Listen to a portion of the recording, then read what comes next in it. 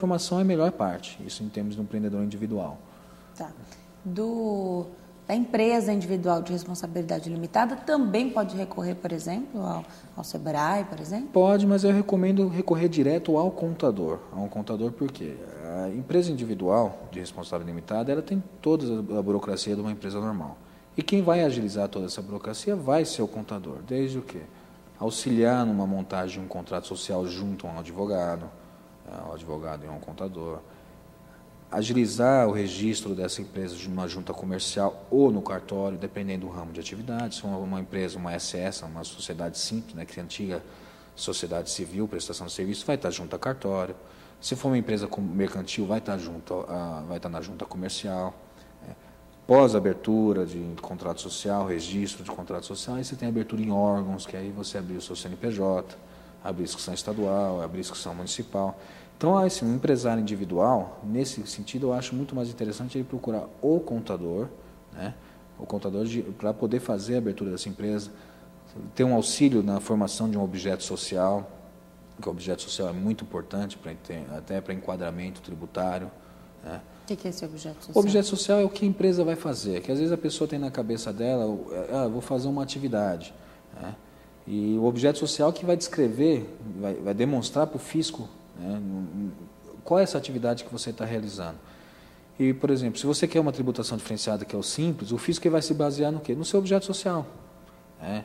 Então, você tem uma empresa, de repente, você está lá uma empresa, você presta um serviço, eu presto serviço de assessoria, o empresário fala, eu presto serviço de assessoria e consultoria. Não pode ser simples. Mas na hora que você vai ver, na realidade, não é isso que ele fala, que ele faz. De repente, ele faz um trabalho de design. O trabalho de design não é assessoria e consultoria. Só porque ele está falando assim, eu acho melhor você fazer desse jeito, ou o decorador, acho melhor você decorar a sua casa desse jeito. Você não está prestando assessoria, você está fazendo trabalho de decoração. Então, às vezes, ele pode ter alguma dificuldade em adaptar o seu objeto social. E isso pode fazer muita diferença no regime de tributação. Então, tem que ter um contador para auxiliar nisso. Um contador e, na parte do contrato social, até um advogado é interessante ter. E se uma empresa começar de um jeito, depois de um determinado tempo, ela, como você disse, passa a fazer um outro trabalho e que se encaixaria, na verdade, num outro perfil que não aquele que ela começou? Vai ter que, assim, é comum no mercado a gente ter uma empresa seguinte, ela começa num ramo de atividade e o mercado vai forçando ela a fazer. O que a gente, por exemplo, tem muitas vezes uma indústria.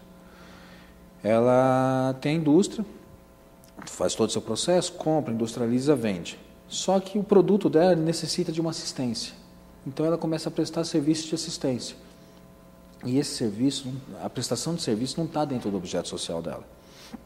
Ela tem que fazer uma alteração contratual, alterar o objeto social, incluindo essa atividade dentro da empresa.